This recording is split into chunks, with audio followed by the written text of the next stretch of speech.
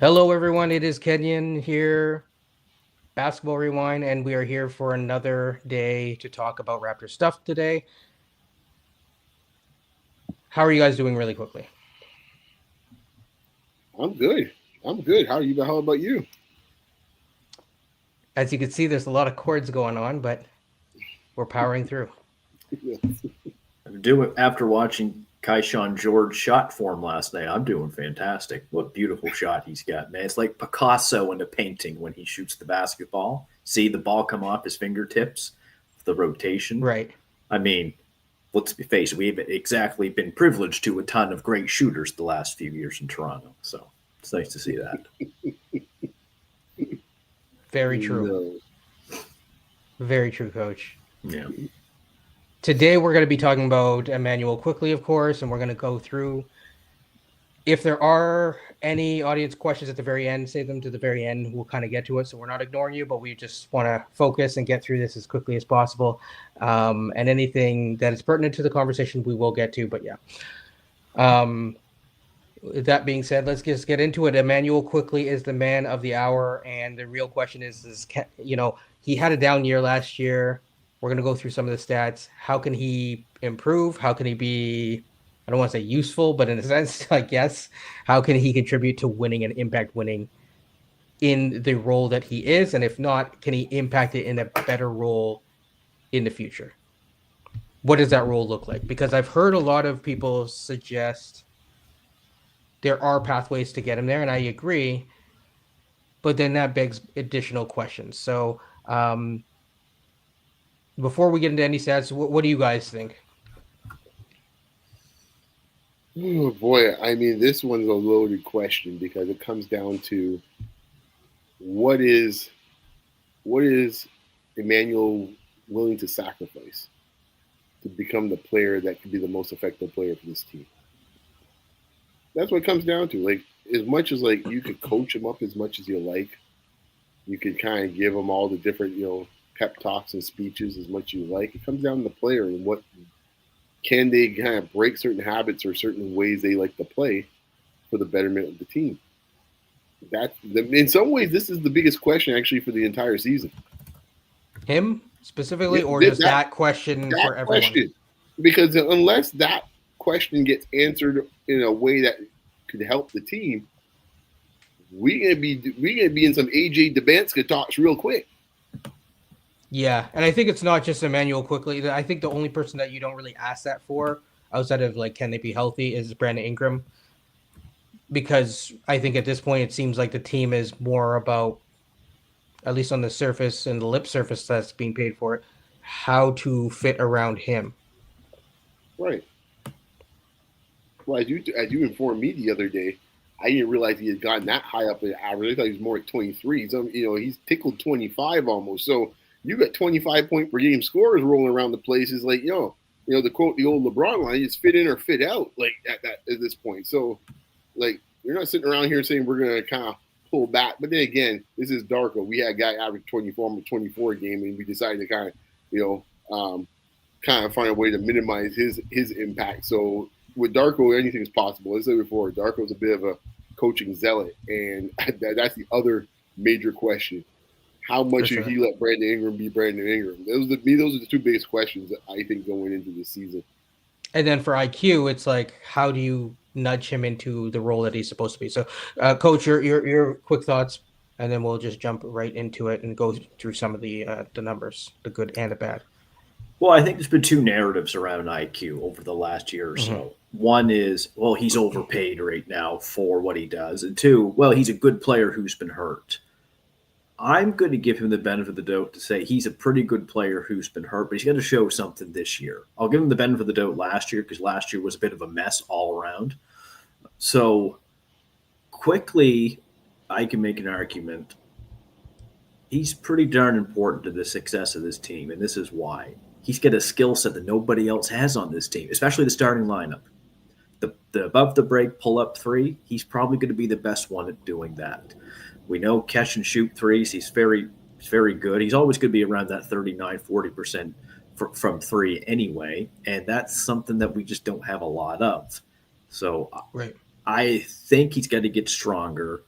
And kind of like what Beyond said is, how is he going to fit in with Brandon Ingram, with RJ, with Scottie? He's a lot of scorers around him. He's going to have to kind of take a bit of a step back, maybe in terms of the scoring punch that he can give, because I've seen him drop 40 when he was with the Knicks. He came in off the bench, I think, one time. And so we know he could put up points. We know he can shoot. I think my concern always with him is the little floaters that he puts up in the lane. That's a bit of a concern, that he's not really going at the hoop as much. I like to see him get to the hoop more, because he can shoot free throws, which is, again, something we don't do very well besides Grady Dick, because we get 2 or 3 other starters between Scottie, RJ, and Pirtle. Not so much Scottie, because his free throw shooting has improved, but between RJ and Pirtle, you can't have 2 guys around 60%. That's really tough. But IQ can shoot free throws. So I think just with his particular skill set, it's going to be important to their success this year. Yeah, I think last year he averaged 86. I'm not sure what that noise is, so hopefully you don't hear. We do, but it's okay. It's construction or something, or some sort of jets flying. But yeah, he scored 38 points, or 38% from deep, only 42% from the field overall. I mean, if you look at the shot chart, it's not really great. In terms of where he's getting his points, and having it be very diverse. So there are definitely some challenges. Some people have suggested that he should be more of an off-ball role, and I'm going to put the shot chart just simply from StatMuse up on the screen. We can kind of go through it a little bit. There are some places, like over here on the corners, where on the right he's not shooting equally from both sides. On the, I guess this is the right-hand corner, if you're looking down the court, he shoots 50%. That's good, but that's also on low volume. A lot of his things are above the break threes, which is from this area he's shooting better, which is 45%. That's solid. He doesn't shoot equally from both sides, but the problem is once you get into the mid-range, it's like 2 of 5, 1 of 1, nothing from this area, 1 of 4, 15 shots here, and then mostly around the hoop, it's 50%, which it should be closer to 55% if you're going to make it any sort of way being effective. Here's his thoughts.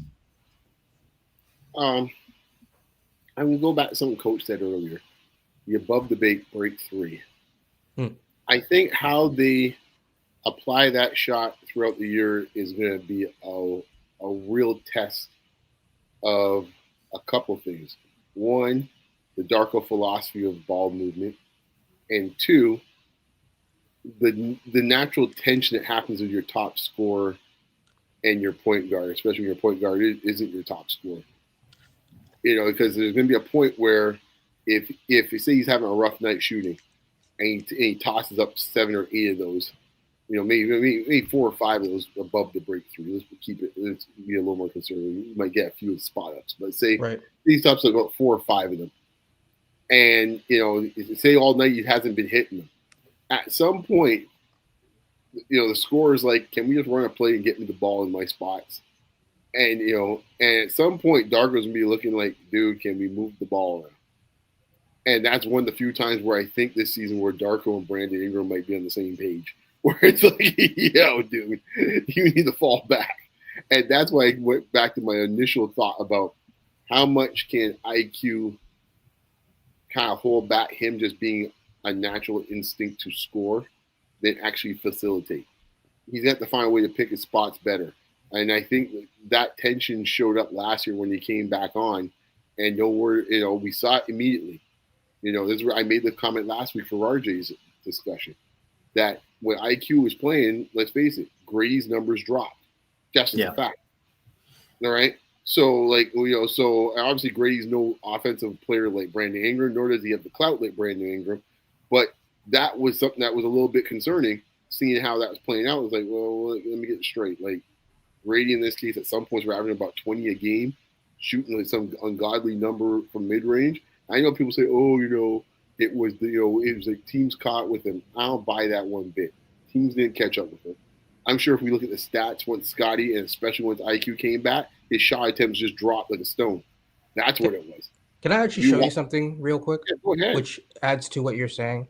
So someone actually showed me this. So shout out to them, of course, Data Baller, and it has like lineup data to show like how lineups shift with or without players, certain players in the line or not. And this to me is stark. It gets to the root of what you're saying is that with and without Grady, or Immanuel Quickley with and without Grady, he plays a bit better without Grady, but like it's more or less it's the same. But then Grady without IQ is a completely different player. His shooting is better, the TS is better, the free throw attempts is better, the three percentage is better. Every single one of these stats is significantly better, including his ability to attack and get to the rim and finish at the rim. Isn't that interesting? That discrepancy was huge, especially with IQ off and Grady on. It was bigger than the reverse. Exactly. And why I think that that's really interesting is because a lot of people are trying to suggest that he turns into some sort of form of a shooting guard. And I think I don't know how to think about that, because he might be the best shooting guard on the team, but that might not be the best long term, but it might be best in the short term or the aggregate. Let me ask you this, guys. Do you think, if you had to just look at the team, pick whoever you want, do you think he's not saying what option he is as far as like on the scoring totem pole? I'm talking about more like what, just in your own instinct. Would you say he is the first, second, third, fourth best offensive option on this team as far as like if you had to give the ball to someone? Not saying what the breakdown would be. Just when you look at their games, where would he sit? I mean, I almost want to say, like, depending on what you're asking for, like if it's a late game 3, maybe he's higher up on the totem pole. But like if you're just talking about overall running an offense or getting a bucket, there's a reason why we didn't see him get, sometimes Pirtle's elevated higher than him, to be perfectly honest. I don't know if people agree with that in late game situations, but yeah, I guess that's the way. You know what? That's actually a great way of phrasing it. A confidence meter. If you had to get a bucket, which guy you feel you could run a play for that can get you a bucket? Where would he sit? Whether it be from himself or creating for others, I would say he's probably fourth on the starting lineup. Fourth on that particular. Sorry, to me, I think it's on that point. I can make an argument he might be fifth. Yeah, I'm trying to be nice here, but yeah, no, because it's like if he's going to play an off-ball role, right. Then he's not going to be the top 3 guys. Right. Because the top 3 guys are going to expect to take, if needed, can they commandeer the offense for a section of time to be able to create for others, and he just doesn't do that. He doesn't have. He's fast, but he doesn't have the lateral like agility in his dribbling, and he's probably one of the best handlers on the team. He just does not have that, and so that's where my concern comes from. Yeah, Ingram for me is number 1 because he's the guy I think can get you bucket and ISO. RJ depends on how he's playing that game. It's very much determined on probably if he's rolling that game, maybe so, because he seems to go left sometimes. Everyone knows he's going left. They don't stop him. Scottie depends on how they use him this year. Quite honestly, if they're going to use him in ISO role, I'm going to say no. And then IQ, he could be as high as 2 or 3. He could be as low as 4 for me. See, I mean, I don't want to get too much on this, but like I had Pirtle ahead of him actually. Looking to get a bucket, I could run a pick and roll for Pirtle in this case. I mean, Darko has Pirtle above him. I mean, that flip shot of his is like, no, I'm no for Pirtle. Me and Pirtle already, but that flip shot of his is like automatic from about 6 feet. Yeah, soft touch. Right, middle. Like that. Like you can blink your eyes, just run that play. He's gonna hit it pretty much almost like 6 or 7 out of 10 times. In a way, it's kind of like how JV would be, where it's like, okay, if you absolutely need, he has something that's go-to, that's consistent that you would go to. Exactly. So I would put him ahead in that sense if I had to get a bucket, And I think right now, quite honestly, I prefer Grady. Give him off a floppy or anything like that. I'd give Grady any time over that. And I think then it's like battle between him and Scottie. depending what mood Scottie's in, I might have him below him. I might have him above him. I don't know, but they're fighting out for number 5 in my mind. Yeah, I think Scottie at least has ways to use his strength if he's up for it, to like try to like create something, whether or not it's going to be finished well or not. But that's another conversation for another day. So yeah, I just think to the point that I just made, it's like if he's going to be a point guard, then he has to do a much better job of facilitating the offense. And currently, he's just not doing that. He's just not able to do that. And maybe it gets into like why and like what's going on. I won't go into like the catch and shoot numbers. Those are fine. I don't think that those need to be digged into. But there's definitely some times where, and I'm going to put this back on the screen. There's definitely some times. By the way, can you guys see the screen? You can see well it's enough? it's just small. Okay, is that better? Mine's loading, but that's okay. Yeah, here we go. I got you. Yeah. Okay, It's a so little like better. here's a good example. I'm not going to show all of these, but here's a good example where you can see him, and there, I believe he actually passes it off to Scottie down low.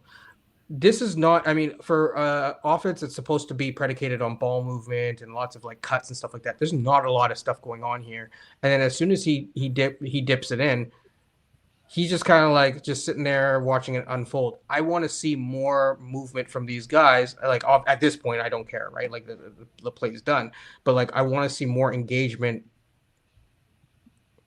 from like here onwards. Yeah, Like, that particular like at this point, like it's sorry. not a done deal. The play's not done. Mm-hmm. That particular play, that was a mismatch play, and I don't mind. And that's a good that he picked that up, because Scottie is 3 feet from the hoop. That's ideally what you want to get. But yeah, if this wasn't if Scottie wasn't trying to post up on a mismatch there, then the question is what would this look like? Yes. Now, and Scottie here did a good job in, I guess if you want to call it transition. It's kind of a slow transition because it's like 14 seconds on the clock, but but Scottie does a good job here of establishing position and getting and as you said, it's a mismatch.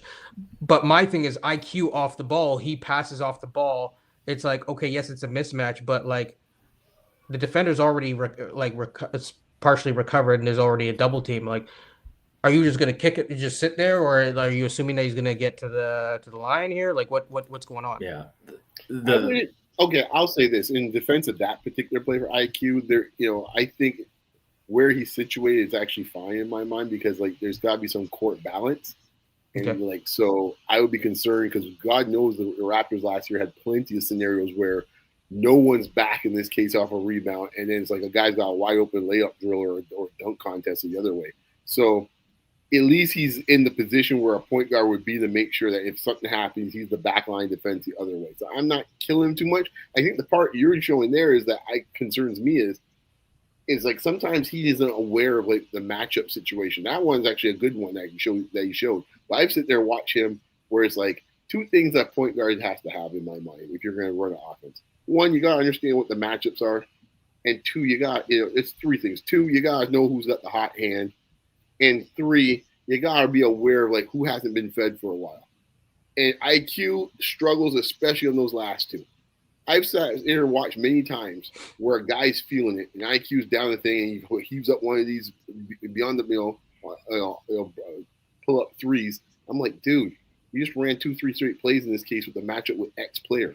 Run it again. And I know there's a bit of a philosophy of new school basketball where we just run our offense, doesn't matter. But as we saw, it's funny enough, when we get in the playoffs and the later the playoffs get, we find in this case here it gets old school real fast. It's like all the cute plays y'all ran in like December and like February, they don't mean squat in June. And so run the play if the guys got the matchup and run it till they can't stop it. The other thing that drives me crazy, probably more so, is, and this is where the Grady discussion came in, as well as others. I'm not just saying Grady. I'm sure if you put Walter and others, the numbers may not look much better. It's like, guy, man, you can't lose a guy, man, especially a guy's an offensive player, man, and he hasn't seen the ball for like 6 minutes. Now, is there any play that that I can go to that illuminates that type of situation, just so I can kind of bring it up? Any particular game in general? Okay, the one that I think of, and obviously it's kind of harsh on IQ, but it's the only one. It's the one that just jumps out at me the most. Was that first game he came back the season before, I think the Clippers game. Was this season or last season when he came back? Ideally, it's this season because I have all the stuff up for this season. Yeah. So and the West Coast trip, I just remember he came back. It must have been this season. Yeah, I think it was this season, the West Coast trip. It must have been this season, yeah, because Brady was going, and it was the West Coast trip, and I think he came back, and all of a sudden, because I remember one of our Spaces friends, he and I were saying the same thing. Those numbers are about to dip the moment he comes back, and right on cue, that Clippers game, which was a very close game. All of a sudden, I'm looking at the highlights right now. Actually, just like we just like forgot, like this dude was averaging like 23 a game like a week ago. Like, what the hell are we doing? Yeah, that was issue. But just before you move on to that particular play there, I'm going to give IQ some credit on that one, because who made the mistake on that play? I don't know if it was Claxton or Sharp. Those guys were out in the 3-point line guarding Pirtle, so Scottie was able to get that mismatch in the middle of the key. Had they come back into the key, because you don't have to guard Pirtle at the 3-point line, IQ can't make that pass in the paint then. And then you break it up. Right. They have to reverse it to Pirtle, and it's like, well, you know what? I'm going to come to the foul line so I don't stay back in the key. And then, okay, Pirtle, you can have the ball all you want. That's what they must already. That must have been what they already given. Was that the game you were at? Was it the game you were at? No, I'm talking about that particular clip. No, but was that the next game you were at? It may not have been. Yeah. IQ wasn't playing. No, I think it's the second one. Yeah, because that's what they already given the memo in this case to my man coaching there, Jody. So here's another one where it's like, to your point, you have your best shooter on the floor. That is, you've now sunk everything in, and instead of passing the ball, you're tunnel visioned and you're not passing it out. Like, this dude's wide open. And the closest defender that would be able to is Harden, who's not necessarily the best perimeter defender in the first place.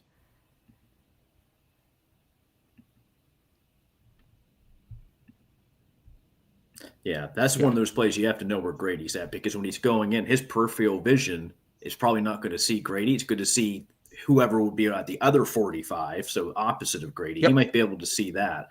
But it's just one of those plays. I know where Grady is. I think the proper term is court mapping, just for people to know. And I think to your point, the court mapping needs to be better there. Yeah, so the type of things are very difficult. It's very difficult to kind of coach someone's instincts out of them, and it's a struggle for a lot of guards. And I don't know, and better guards than him I've seen struggle with this. So I don't know, like, how this is going to play out, because, and the thing is, it's so strange that Darko would love to have a point guard that plays that way, but he doesn't have a point guard that plays that way. He has the opposite. Yeah, like, I'm looking at this play too, and it's just like, okay, I get it that you're trying to get something quickly in no pun intended, in transition, but at the same time, it's like this is not necessarily a mismatch. You're not really good at it finishing inside. You're going against one of the better post defenders in the league, honestly. You do actually have a step on him, but you're going so fast that you can't even slow down the ball enough to have, to either kiss it off the glass. So what do? You're basically throwing it off the other side of the glass right into their hands. Yeah. Ideally, hindsight's 2020. He comes to a jump stop, he fakes, Zubac jumps, you get an and one, or you dribble in, you pull back, which is a move I wish more younger players would do. That last point is my issue, is that he typically does not necessarily what do you call it? Like, he picks up his handle. He doesn't survey the court. Yeah, he's not a Steve Nash. He's not like good at probing in and out. He just probes and then he just goes and then makes the decision, and it's like a preordained, like, I'm going to do something. And then sometimes he like panics and will pull up his dribble and either take an ill-advised shot or he's going for a floater, but he's not Trae Young from floater. So yeah. I think this is there's the irony of I just my last point on this. I just leave it at this with him, and I think defense is a whole nother discussion. But I will say this: when it comes to that open gym with Masai, the irony that you said you couldn't wait for them to play together. There's two sets of irony. One is that, as Coach mentioned last week, they don't run any stuff with the two of them. But the second thing is, what both of them lack in this case is what the coach that they have desires more than anything else. positioning them on the court. Yeah, he wants a floor general, a true floor general as the point guard or whoever the case would be. And they tried Scottie with it. It wasn't a great experiment. And IQ is naturally not one. So neither one of them, which they wanted to be their core in this case, don't have that instinct. Yeah. It's so basically we're all in agreement that he needs to become more of an off-ball role to be successful, but then that leaves your team without a potential floor general. So to comments like this, that is, how do you get that floor general? Because that is a good question. Because if you're going to be top 6, you need a floor general, and you need to be consistent. Yeah, but they also want Scottie to handle the ball too, a fair amount. I'm sure they do. Do they still want that? I'm sure Darko does. I'm not so sure about that, but yeah, I'm not sure. I'm not sure about that at all. I think that was just done out of the fact of maybe some front office pressure and the fact that they didn't have a lot of cards to play because IQ's hurt most of the season. You don't have the but cards I don't to play. think. Yeah, but I don't think that's the natural instinct of Darko to give that ball to Scottie. I'm just saying I don't think so. Like, fair enough, we have a different opinion on that one. But now if everyone's healthy at the start of the season, which is this the first season IQ's actually going to start where he's actually healthy? Let's wait, because last time it was looking like that, but preseason, right? So make sure you cross your fingers on that because I don't want to keep. I don't want to see some. I mean, it's only technically 2 seasons, to be fair. So yeah, but he walked into training camp last year with a wrist brace on, and then he got hurt the first game of the year. So yeah, but some people's grandma or whatever have a wrist brace. So let's compare that to an athlete at age in the prime of their career and say that that's not a problem. But my grandma has or my aunt has arthritis. It's not a problem at all. So I mean, yeah, going back to this, I do pay for analytics. I'm not going to share for those proprietary analytics on screen, but one that is that people have shared in the past is crafted, and you can see like on the defensive end is where I have my main concerns. Now this gives like an aggregate score essentially of all these different advanced analytics, LeBron, like Darko essentially, and like aggregates them into like this. But effectively, across most metrics, he doesn't score well as a defender. No, he's a below average defender. But again, I think Beyond had made this. This puts him at like literally just above average, barely. Like, yeah, but to the point Beyond made last week about RJ, because I was saying how RJ's a pretty pitiful defender, but the whole team kind of are full of bad defenders. Mm-hmm. Yeah, we were bottom 5 for 2/3 of the year. Mm-hmm. As Samson said, which is good to recognize it now. I don't think that it's been any different for the past couple of years. That's not a shot at Samson, by the way, but he said that no one was helping anyone last year. Well, no one was helping anyone for the past couple of years that Darko's been here. Period. Right. That's the philosophy of the team. Yeah. That's how he believes it should be. Now, unless you have like the 92 Bulls in this case here, and the Dobermans running out there where you can do so, yeah, you get away with it there. Well, not with this bunch, but they continue to think that they could play this type of way. Oh, you're talking about the 94 feet? Yeah. Or don't even just guard your own man yourself and no one comes to help you, right? Which is the old Pat Riley philosophy, right? We don't double. Okay, all right, Pat. Jerry Sloan, too. Yeah. It might keep on getting double nickels on you. We don't double. All right, keep doing your thing, right? But that Jerry Sloan's another one like that. Funny enough, both of them felt the wrath of 23 when they didn't want to double.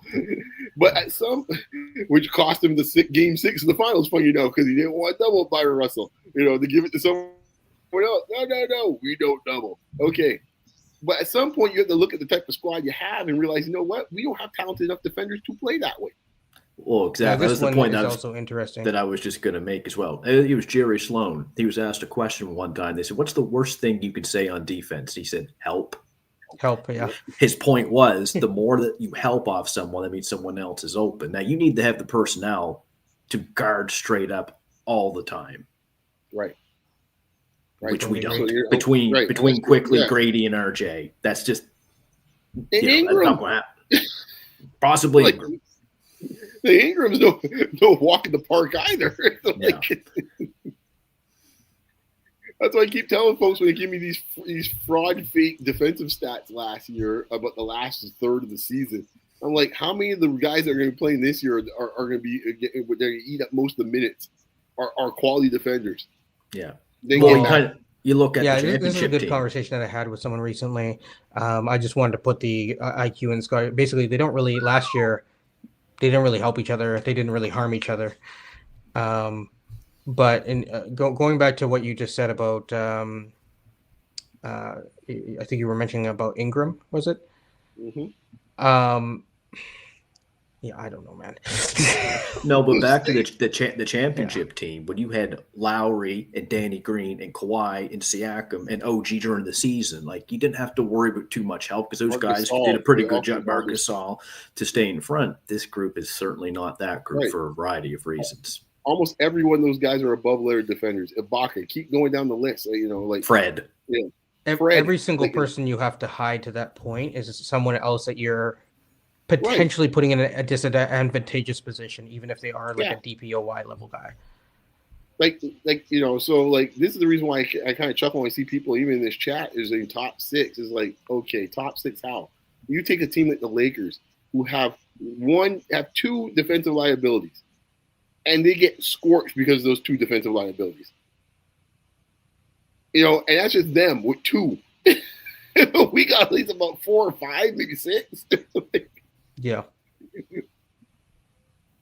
And we'll get into Scottie another day. I'll just touch on one aspect. So this is a good just one thing before we go back to IQ and wrap that up.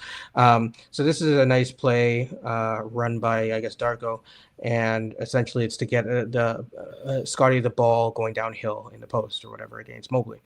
So right there, you've gotten him a good open shot. He has a chance to go down low and kind of boss out Mobley. Now, here's the challenge for Scottie, just to preview why I think that there is a lot of meat left on the bone, but like it's on him to yield it before we go back to IQ. Is like okay, you've created some space. Okay, let me just go back here. So you created some space. I like how he puts his pivot foot and then goes back to turn around. Ideally, his natural inclination is actually to pass. So if one of these 3 shooters actually scooted over, in theory, he'd probably pass to them. But he looks to go up. Now, when he goes back and pivots here, it should actually be a hook shot or something here that he can kind of go back to. But he's now, at this point, with a guy at Mobley's level who's DPOY, he has effectively lost that advantage. Yeah. So it's really, again, when I talk about the footwork and getting it better, this is what I'm talking about. To be honest, I don't know if you saw that. Yeah, I did. Yeah, sorry, I did. Yeah, Sorry, perfect. No, you're good. Make sure I had a charge here. I didn't want to die out on you guys. I feel you. No.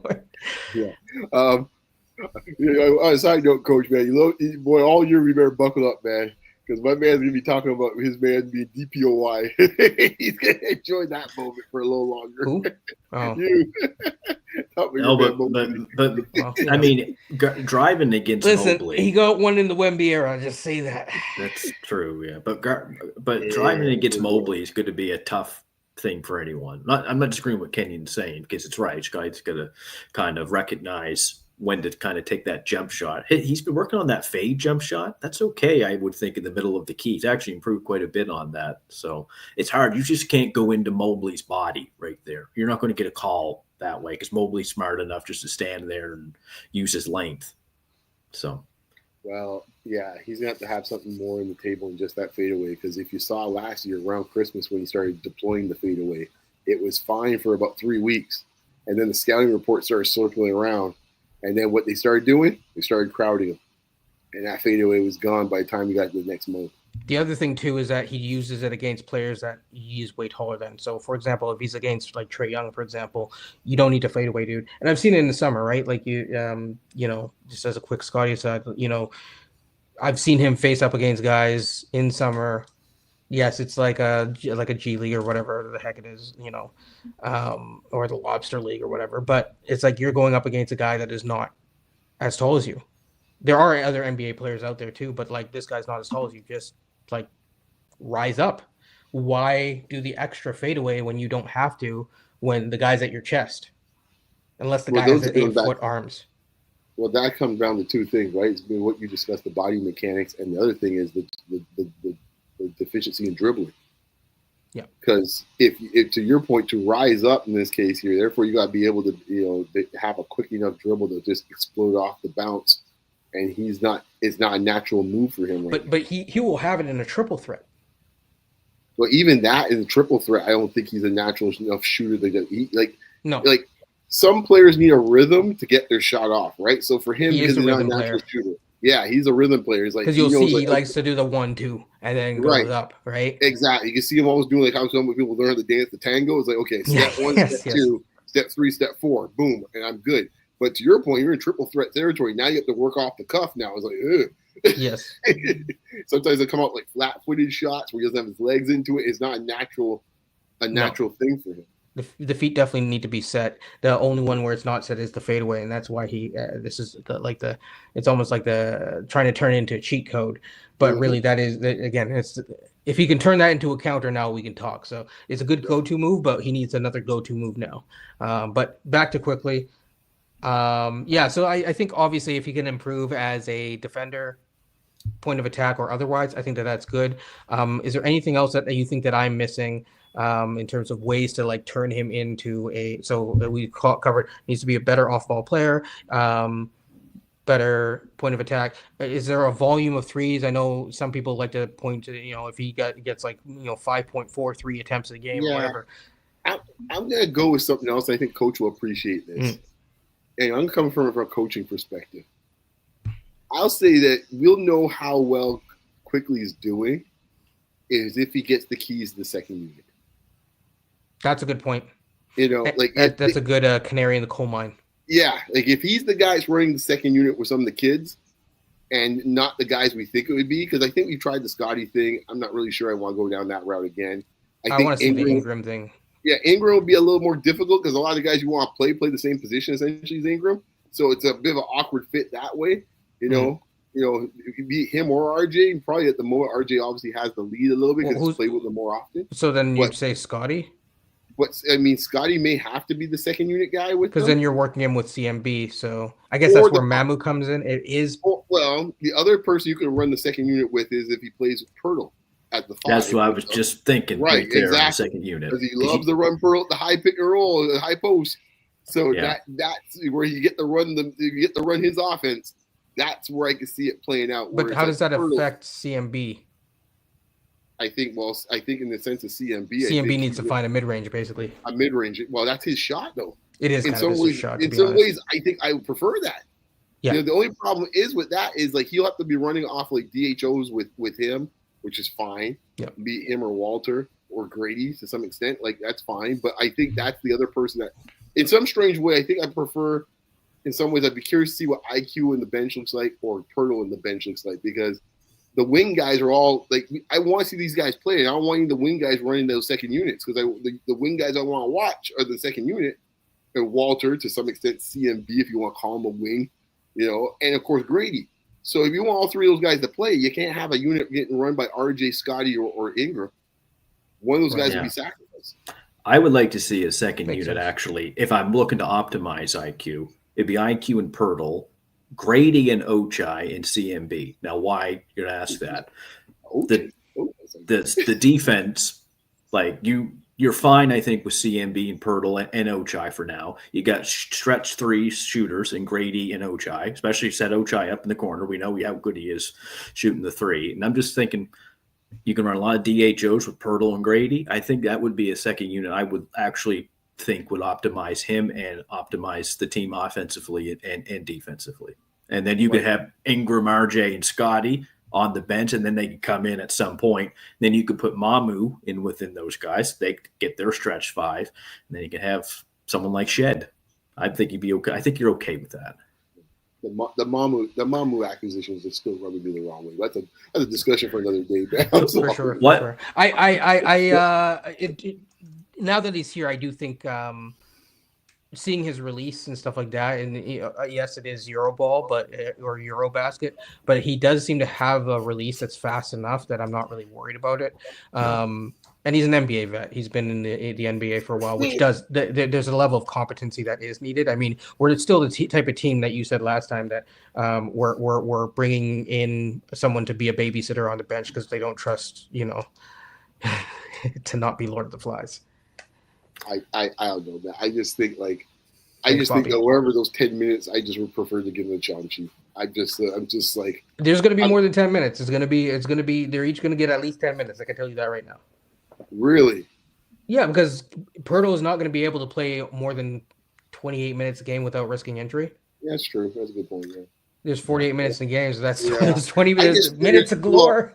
I figured there's going to be some small ball 3 in there somewhere, right? So I'm already. And he is small ball technically, but like I prefer. Well, then that's where he hits in, right? Yeah, but I guess you give Chomchi some minutes, but then like if Chomchi, you know what it is, Chomchi, you get him in early in the game where the game's not like pressured, and then like you would close with Mamu or into the third quarter and stuff like that when the game gets tighter. How big is this rotation gonna be if we're talking about all these dudes? We're talking about like 10 guys at least. So let's go through. This is a good way to end this off because we're at the 40-minute mark. Yeah, let's do this. The starters are going to be there. That's 5. Yeah. Okay.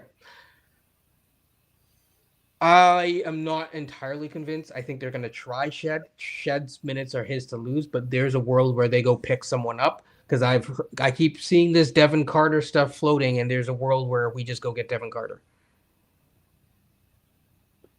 I'm okay with that.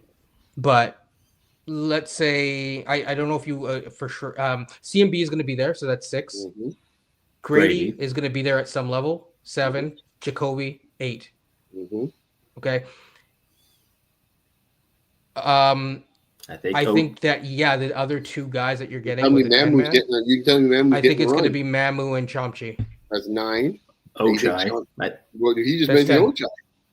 I did not mention Ochai. No, there's like 11 guys. There's like 11 guys that might get some minutes. Right. Well, no, not really. 12 guys. But how is? But again, at his position, my argument for Ochai is like, I don't see where Ochai's getting minutes. But that's what I'm trying to figure out because that's technically 12 guys. Because I know you're trying to cut Chomchi and stuff like that, or right. Not he cut didn't Shed, count. Right. In your version, you didn't even count Shed. So like Shed. I said Shed's a maybe, but But not definitive, and you didn't have him on the list when you. I think that they're going to give him run, but I don't think that they feel comfortable with that. If you have all the starters and the 3, I call the 3 first-round picks, that's 8. That's 8 right there. You're going to have in this case here Mamu. You ain't paying him to sit on a bench. That's 9. No, that's 9 guys already. And then Chomchi is 10. Okay, let him keep Chauncey at the side in this case. Shed played enough minutes last year that he will get minutes to start this season. That's 10 guys right there. Ochai, at the coach's point, seems to be a very beloved player in this organization for some way. I think he was beloved by the last dude. You're right. So that's 11 guys in the mix already, and then we get to my man, the Chomchi, which is 12. 12 dudes. You know where I think the battle's going to come down to? And you're not going to like what I'm going to say, and I don't even know if I like it, but it's going to come down to Ochai and maybe Jacoby, because I think Grady, CMB, and maybe Mamu or Shamshi, I think they might be a lock. But I think it's going to come down to Ochai or Jacoby right now. Ochai probably is a better defender and set shooter. All right, and it's going to come down to who do they want to pay at the end of the day. We can close the show then. I know. I for the record, I did preface that. I'm not – this is just me. I don't think they're going to sacrifice Grady. You're too small. You can't play Jacoby, Grady, and Ochai. You're too small. Grady's the top. Yeah, Grady's a lottery pick. I know they're going to sacrifice Grady. I know that. Yeah. I mean, they already stated he's untouchable a year ago. Now, we'll see who – we're not sure who that was. That was Messiah or that was Bobby, so we'll find that out very soon. But nonetheless, we'll be doing that all year, folks. No, but I know the 3 of the top 5 players, and like when they put the lineups out, Ochai was in all 3 of them, of the best lineups they put out last year, for what it's worth. I get to see more Ochai here getting shot over. I by hear 6 you, but 9 guys. I agree. So okay, Coach, I'll ask you directly. How many minutes is Ochai getting a game? I mean, that's going to be the question. I have no idea. But assuming health, take a gander, take a guess. Because to get some sort of semblance of 15? consistent minutes, he's going to have to split time at the 2 and the 3. 15, 18 minutes. That's a lot of minutes. Depends Because on how CMB is going to be the primary backup. Most likely, they're going to try to do it at the 3 and at the 4 for CMB will, to get him up to 20, 25 minutes. CMB will be replacing when Scottie's off the floor, certainly. And they're going to play those two together. The primary thing. At some point. I don't so like that. We even call Mogbo, you know that. We even call Mogbo. He is not in the rotation. He's not in my rotation. Right. Okay. Just want to say that just to account for him too. But the second CMB got here, unless he has some sort of aneurysm or something. But until RJ is traded, this is going to be, I think, a battle between Ochai and Jacoby, unless one of those guys are hurt. Yeah, because if people are very focused on the defensive ability, both of those have it. It's just like, to me, I think Jacoby will win it out because Bobby being Bobby, if he's caring about the cap and people are worried about that, that's where you win out. I'm sorry, Jacoby, but Jacoby's got better creation skills. There's no doubt. But Ochai has kind of solidified a role in what he can do. That hasn't been quite set in stone yet for Jacoby. It's only because he's young. It's only because he's a rookie. But I think you have 2 more years at a significantly lower number than what they're going to have to pay. Say Ochai gets $10 million or something. I don't know. I'm just tossing out a random number. Yeah, or whatever. So I just think Jacoby, for where he was picked, he's going to be cheaper for the next couple of years for that reason. So yeah. No, I think that's going to be the battle unless someone pops, like Beyond said last week. They need one of those kids to pop eventually. Well, and that's why I keep saying, like, going back to the RJ discussion briefly, I'm okay with them trading him, but if they trade him, they have to be aware of, like, is it a contract? If you're bringing in a guard, is it someone that you're going to move off soon as well? Because you might be just tossing in someone. I'd say it's Malik Monk. It's like, okay, well, bye, Shed. You're definitely not getting minutes, which that might work.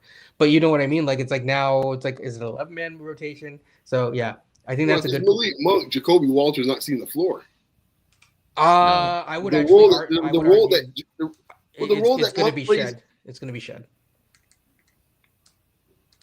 I don't think Monk can run an offense. I don't think he can run an offense very well either, but like he probably runs it better than Jamal Shed at this. I watched Monk play since he was 19 years old, 18 years old. I never seen Monk interested in setting up anybody in this case here. You already have the Quickley experience. Interested in shooting his both of them are Kentucky guards, so there you go. I don't see that. He played with my man there. He and Fox were buddies, right? I agree with you. I've tried to tell people that I don't. So just for a record, I've told you this offline, so you know where I stand. I don't think either of them can run an offense. I think in general, both Kentucky guards don't run offenses very well. I think Hero does it okay, but he too is not a point guard. Your man in this case just won a championship. My man who runs the championship is probably the only one, but that's why I said in general. And actually, technically, there's 2 guys on that team that my man's. Case and Balls, of course. Yeah. The Chris Paul guard of the league, that's gone. I don't know if they're going to have many guys like that come back. The closest is maybe Darius Garland, I guess. Even still, I see more the scoring guard. Chris Pauls of the world are gone. True. Or Young. Yeah, that's why even like a Quickley, because Quickley's game is certainly not Chris Paul. I just think most of the guards that come in the NBA now, it's a lot of the scoring guards, the Steph Currys and stuff like that. I just don't know. I'm not saying that you have to necessarily have that. I mean, we'll see with Kasparis, Yakachonis. But at the same time, I think that there's a he's a throwback. There's a happy medium to be had, and I think that if you could have someone who could do the scoring but also facilitate, and it's not necessarily facilitate as in like looking at the raw numbers. I know I've been on space and stuff where people are saying, oh well, this person only had 5. It's not about the number. It's when you watch the game, is Grady getting the ball enough, right? Is this person or does Grady go like 2 for 4 in the first quarter, and then he doesn't touch the ball until the last quarter. We saw that a lot last year. Yes. And if people who keep going back to Lowry always made sure that you have to have a running ticker in your mind. And then also, as we were talking about before, have the court mapping to be like, okay, this guy, he's over there, or he's going to shift over there, which goes back to my issue is that, to bring it full circle quickly, the number one thing that I think that he can get better at is the angles of attack. I think if he attacks at a better angle with his drives, he's going to be able to open up the peripheral vision more, and the court mapping won't need to be as bad. But the thing is that when he attacks at an angle like there, I can't see over there. So it might be shifting it over here, and also do not pick up that dribble. I think we choose this one over pretty much. Yeah, I was going to say, I think that's a good place to. Yeah, that's a wrap. That's a pod. My favorite Lowry is the defending the championship year favorite Lowry. Yes. I love that iteration of Lowry. 100%. All right. That's a pod. Final word, Coach. I'll give it to you. IQ is going to be very important to the success of the team this year because of the skill set he has, in my opinion. What he can bring when he's healthy. Because RJ doesn't have that. Scottie doesn't have that. I don't think Ingram has that. But you kind of need that skill set. So we'll see how healthy he is and what he can do, because I'm sure the guy's going to be motivated after being hurt all year and hearing the noise of, hey, you got overpaid, blah, blah, blah. I can imagine that affects a player a little bit, thinking you're not worth as much as what you got. Absolutely. And even because we're talking about, like, for example, him as a lower option on the floor, that doesn't mean that he won't have the ball. So people conflate the two in the wrong way, and they're focused. Like, for example, people are like, RJ had this much usage, blah, blah, blah. He's always on ball. It's like, well, actually, when everyone's there, his usage is closer to 21%. And also it's because part of that usage argument is him going to the line, and the free throws are part of that calculation. But that's a conversation for another day. Okay, folks, that's it. That's all. Like, comment, and subscribe. If you haven't, it's on the bottom of the screen. So please, it helps us out. It helps with the algorithm. Take care and peace.